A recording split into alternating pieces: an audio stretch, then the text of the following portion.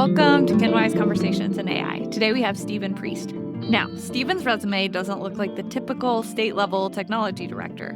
His journey didn't begin in a server or a computer lab, but it started in the fields. Stephen is a former agriculture teacher and the owner of a llama trucking farm who eventually became a principal and is now the digital learning consultant for the Wyoming Department of Education. He has spent his career straddling two very different worlds: the grounded physical reality of nature and the rapidly expanding digital landscape of education technology. Today, we are diving into how those two worlds actually need each other. We discuss why rural districts, often dismissed as being behind the curve, are actually outpacing urban giants in AI innovation. We also look at the concept of place based AI and why the best way to prepare students for a digital future might be teaching them to unplug and watch the sunrise. Hi, Steve. Thank you so much for being here. I'm really excited to hear about your story. I know that you're someone who cares a lot about nature and who has this long history in education and who has also led on the AI front. And so I'm curious, from your perspective, what do people who are listening to our conversation need to know about you to understand who you are? Well, first of all, thanks for having me. I am currently the digital learning consultant with the Wyoming Department of Education. Prior to coming to the WDE, I have served as a school administrator here in Wyoming, an instructional facilitator in that same district, and a science teacher. All of those really helped to form my view and experience with education and educational technology. Previous to moving to Wyoming, I served as an ag teacher in Ohio. Here at the WDE, I lead our work on our digital learning plan, which is by state statute, we're required to do that every 5 years. And that's really just a plan that helps us work with our digital learning advisory panel and council to work with all of our stakeholders to identify strategic intents for the state level, post-secondary level, district and school levels around technology. And that's how I really got to work with AI. That spurred my leadership on developing our guidance for AI policy development for Wyoming. With my background as a school administrator and also having my superintendent certification, I then led our guidance for policy development. And then I've continued my training in getting certified as a director of artificial intelligence governance. I've always been one of those early tech adopters, people from the classroom to the principal's office. As an ag teacher, I was one of the pilot teachers for the online record book system. As a school administrator, I was a tech principal that the other principals went to and asked questions. My goal has always been to help students prepare for their futures. Mm. And I think that comes from my background as an ag teacher and a CTE teacher. So I want to help those students really prepare for a future that we may not know what it looks like, but we need to help them prepare for that future and develop those skills. And that future may be if a student wants to go into the military, let's help them prepare for the military. If they want to go into the workforce, help them prepare for the workforce. Or if they want to go into college, let's help them prepare for that. In order to help those students prepare, we have to also help our staff be prepared with those technology tools. They have to be not afraid to try them. They have to be willing to fail and fail forward, willing to try with those technology tools. And it's cool. At first, when you first started telling your story, it was like ag teacher to digital learning, the digital learning leader, like having this huge leadership role in digital learning in the state. That feels like maybe an unexpected transition, but it seems like the through line is career connected learning. Like you're prepared, really thinking about how do you make sure students are able to have the skills they need to go into the career that they want to have. I think that's the biggest thing is trying to help students build those skills. I think they call them durable skills now. Hmm. We used to call them employability skills or soft skills. The term has changed over the years, but it's really the same thing. Develop those skills that students need to be successful in the work. And throughout that time, whether it was an ag teacher or a principal, I've always been attracted to technology and working with technology. As an ag teacher, we brought in demonstrations of the auto steer tractors and things like that. We used iPods or the iPod touches to have field guides in nature on the iPod touches. Instead of lugging around 15 different field guides in our backpacks, we had them downloaded on some iPod touches so they could actually reference those instead of carrying around a bunch of heavy books. They had those downloaded. So that was kind of that introduction into nature for students, using the technology to introduce nature and actually get kids outside and active. And that they also had that first ability to use those iPod touches to take pictures and use them to help them identify in nature, helping them prepare for what they might actually do in that career with the technology and using that technology in the future as it adapts and being adaptable to technology. I mean, people may not think about using an iPod Touch back then to be able to download field guides and take photos and identify different aspects of what you're doing. And so you were thinking kind of creatively about how you can use this technology. And I bet your students are really excited too to be able to use an iPod Touch. I don't know how long they'd been out then, but they were pretty cool when I was young. Yeah, they were pretty new and they were pretty interesting. And everybody was like, oh, we can listen to songs on them. We can do different things. There's apps that you can use on them and use technology for something that maybe we didn't always think of. And that's one of the big things about, I've always been a proponent of getting people outside and getting people in nature, but I've also always been a proponent of using technology and trying something new, whether it was in the classroom or in the administrative role or a coach role, trying something new every year and willing to at least give it a try.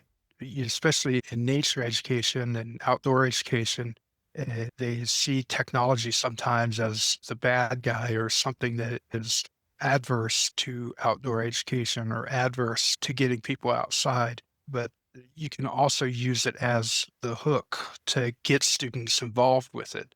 If we didn't have enough of the iPod touches, we only had a few of them because they were rather expensive at the time, but the students still had phones that were able to take pictures and stuff. So we had students use their phones to get involved and take pictures of things outside and share those. One of my favorite assignments that I always did was, and students complained about it, but they enjoyed it. They had to get up on a weekend. It was usually a long weekend that we had, and they had to go out and watch the sunrise.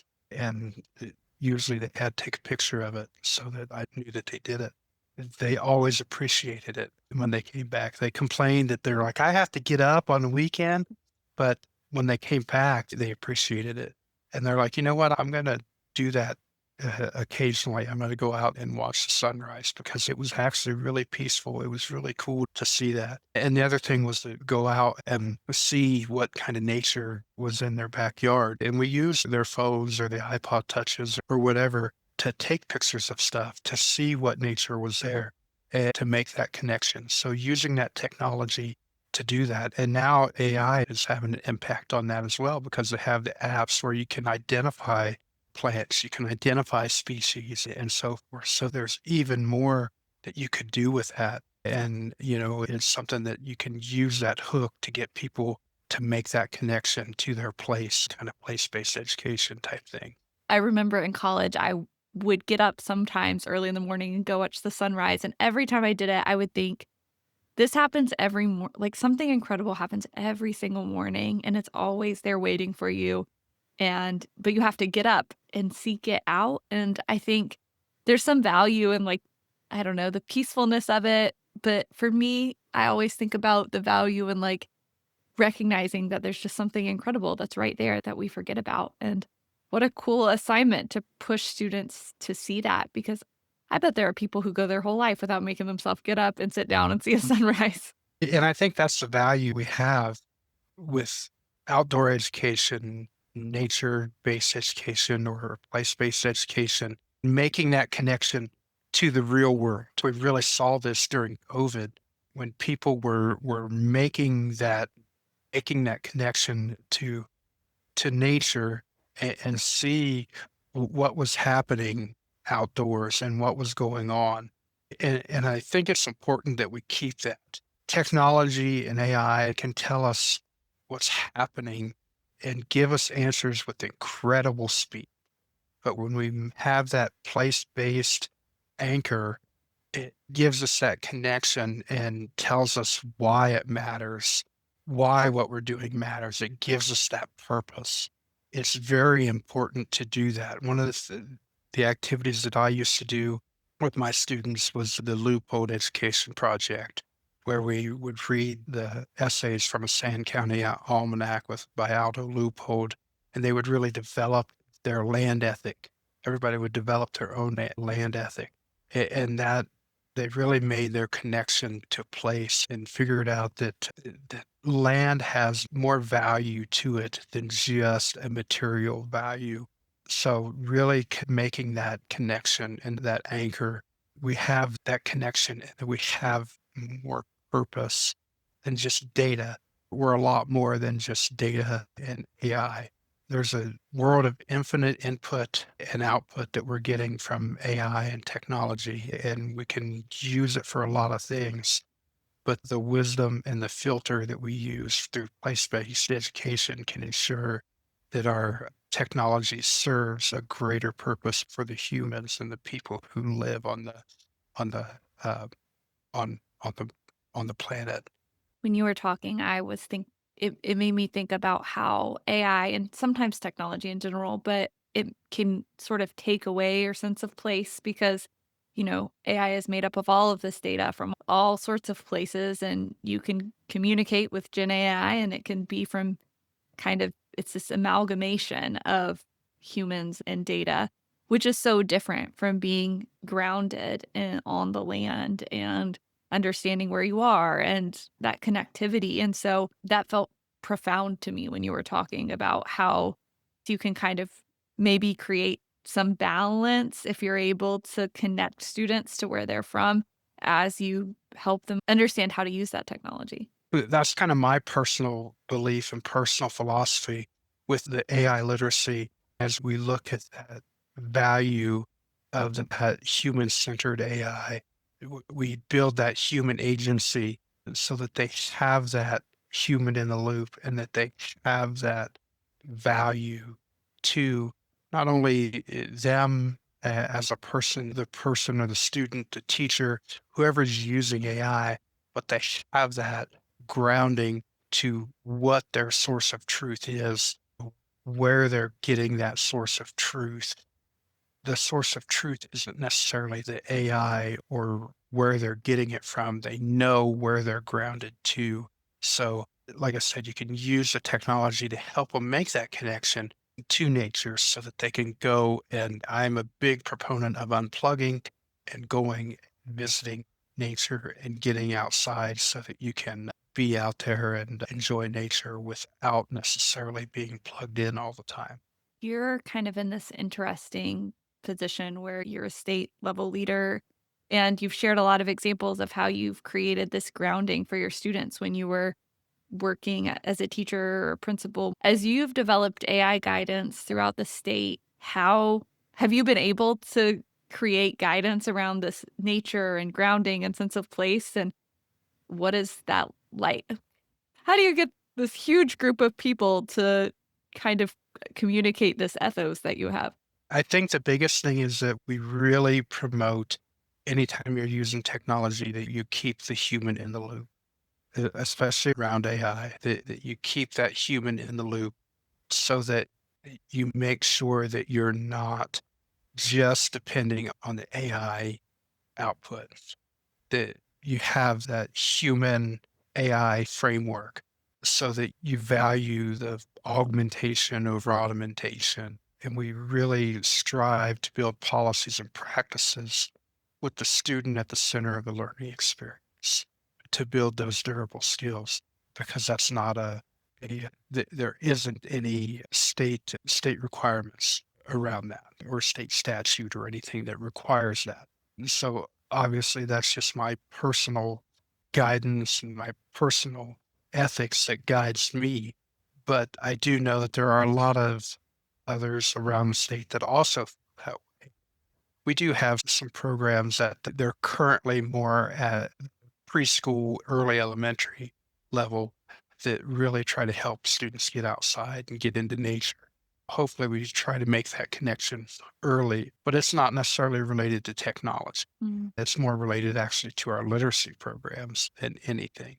The big thing around technology and making sure that we try to stay grounded is the human in the loop and trying to keep everything grounded and making sure that anything we do when we promote technology use or that you're developing an AI policy or AI guidance, anything, is that you're doing it in a meaningful way that all falls back to your mission, vision, and goals.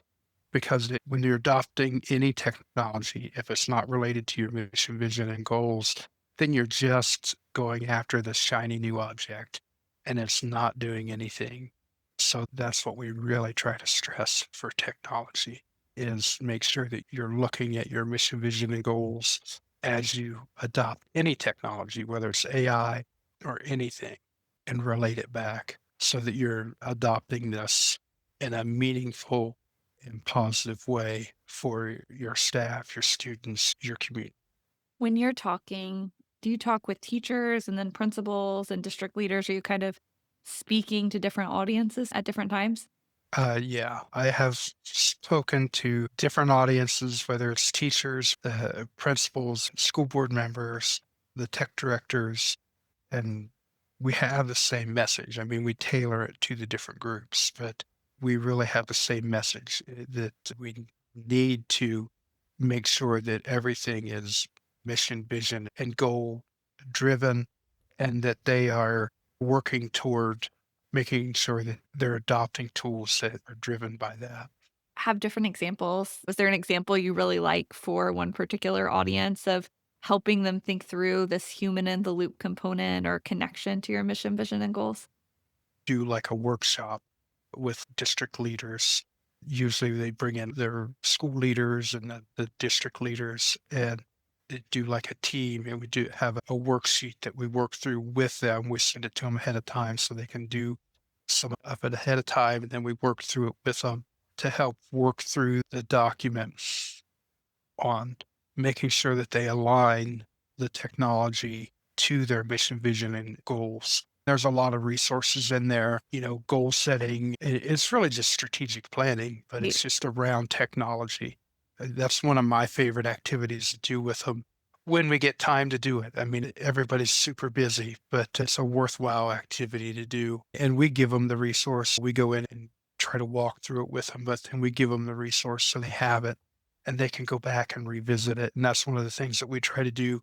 The kind of the last part of the activity is they try to set a date to go back and revisit it, at least on a yearly basis. So then they can continue to make sure that the technology that they're using, that they're adopting, is always aligned to their mission, vision, and goals. Absolutely. Do you have any teachers or schools or districts who you just think have had a particularly notable or impressive approach to AI adoption and leadership? I think all of our districts are actually doing a really good job. That's great. We just did a survey on AI adoption and where AI is in Wyoming. Very interesting. All of Wyoming is classified as rural. Wyoming is kind of a really good study case on technology implementation and technology use in rural areas, especially as we look at small schools, because we have a lot of really small schools. One of the biggest surprises, one of the biggest things that I was very impressed with is how much they're forging ahead and moving forward. According to the Child Trends article and information, there's only 31% of U.S. public schools that have an AI policy in place. But our data showed that 56% of our public school districts have their policy in place already, with many others that indicated that they're currently working on their drafting a policy. Many of those were in the first reading or the second reading, or were just in their committees ready to go out to their first reading. By the end of this year, if we would have done it at the end of this year, I think that would have been a lot higher. We're actually a pretty good example of how rural schools are really on the forefront of innovation. We have quite a few schools that have just forged ahead with adopting AI tools. We have some teachers that are just smashing it, knocking it out of the park with using it not only themselves, but also with their students. A couple of examples are whether they're using tools to take some of their classroom resources and make new resources for their students, whether they're using like Notebook LM to make a podcast out of some of their resources so students can use that as an alternative way to connect with the classroom resources. There are numerous examples that they're using not only with the teachers to save time or the administrators to save time, but that also trying to use it with their students. Our rural schools, which is all of Wyoming, are actually really at the forefront of innovation. And sometimes that's not what you think of when you think of rural schools and rural education. What do you think are the strengths of rural education that allows innovation to happen at this widespread scale? I think a lot of times in rural education, rural schools are small districts, and a lot of times you just have to make it happen. Whatever you're doing, you have to wear many hats and get to work and do the work. They don't, they're willing to give things a try and willing to fail forward many times because they have to make things work. And they're like, oh, this is something, let's give it a try. Usually willing to try things and give it a test. Well, especially when it says, oh, this could maybe save us some time or save us some effort on some of these many hats that I wear. So they're willing to give it a go and give it a try. So that's, I think, one of the big reasons why they're willing to just jump in and try. I think sometimes people have this idea that urban schools or larger districts are so much more well resourced. They have so many more people that, it's you can innovate easier. But I think rural schools have some real advantages. I talked to a couple of educators in Montana who have been really on the forefront of AI, and we talked a lot about just accessibility too. Like in a small district, you might be able to talk to your superintendent. In a large district, you may never see him or her. That goes a long way where, you know, in a small school, a small district, small towns, everybody knows everybody, and you're going to see your superintendent, you're going to see your principal, you're going to know what's going on, you're going to know what's happening in the classrooms. So the teachers can be innovative and they're supported to be innovative because they can go talk to their principal, they can go talk to their superintendent, and they can say, hey, I want to try this. And this is the reason I want to try this. And the superintendent can be like, yeah, give it a try. But they'll be like, yeah, give it a try rather than, having to go through a lot of red tape in some of the bigger districts. There's not as much red tape to go. I think I used an example one time with somebody as a principal. If I had something break, if we were a small district, if I had something break or go wrong, I could call my business manager and say, hey, we need to get this taken care of. And they were like, okay, take care of it. And I would take care of it. That doesn't happen in big districts. There's this trust and this relational aspect because you all have to know each other because there aren't an infinite number of people to know. I was talking with someone who was a superintendent of a school that had 25,000 employees, and you just can't know 25,000 people. And so it depends on, it matters where you're at for you to in terms of being able to know people. And thinking of knowing people, and there's such a human aspect. I wanted to ask you a little bit about the human intelligence movement. I know you've been involved with that.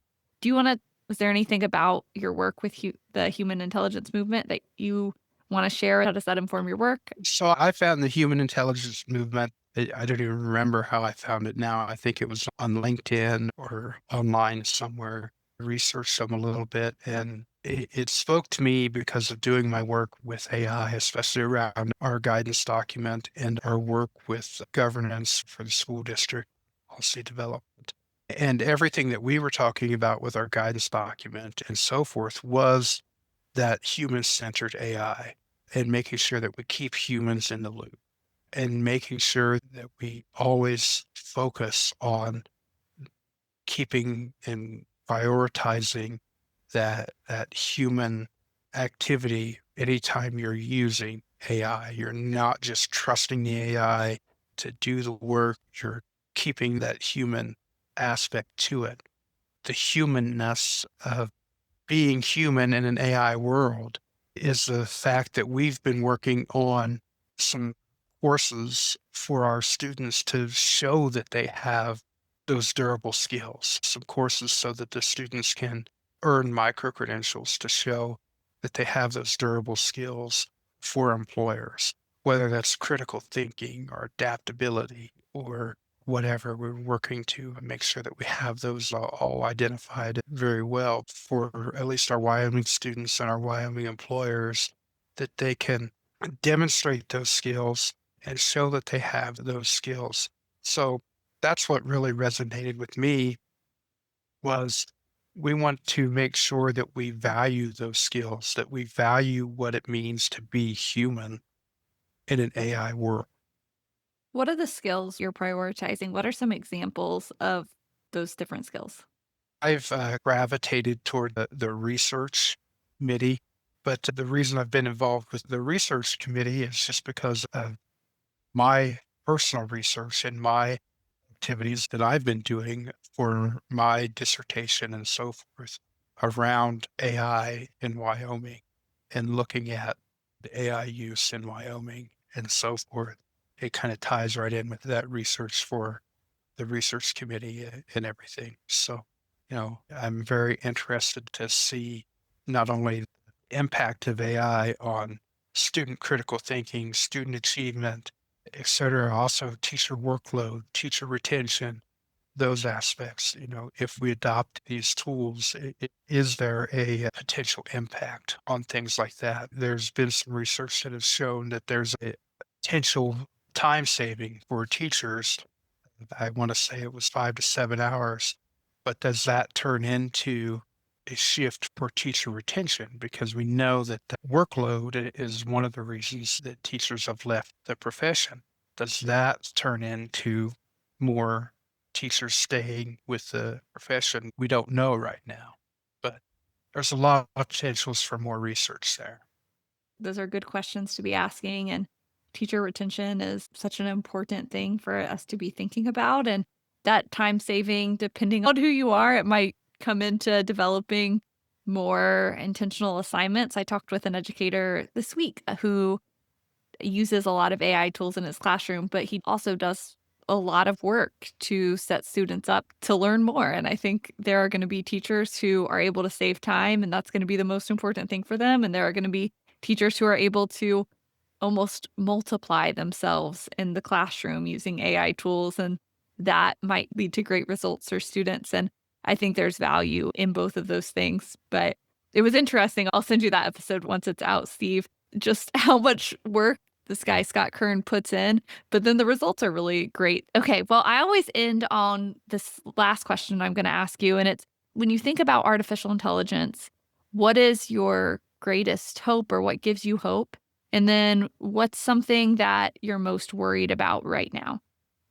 I think my greatest hope is that we will be able to really transform education. We have been talking about personalizing education for years and truly personalizing and differentiating, et cetera. This has the potential to really allow us to personalize and differentiate and transform education for the better if it's used correctly.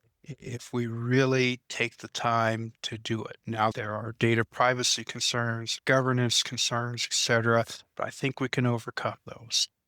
So there's a lot of potential there if we really truly rethink what we're doing with assessment and everything else. I think my greatest hope is that we grab onto the opportunity to rethink what we're doing in education, because I think we could really transform education. Some of my concerns, I guess, are where are we headed?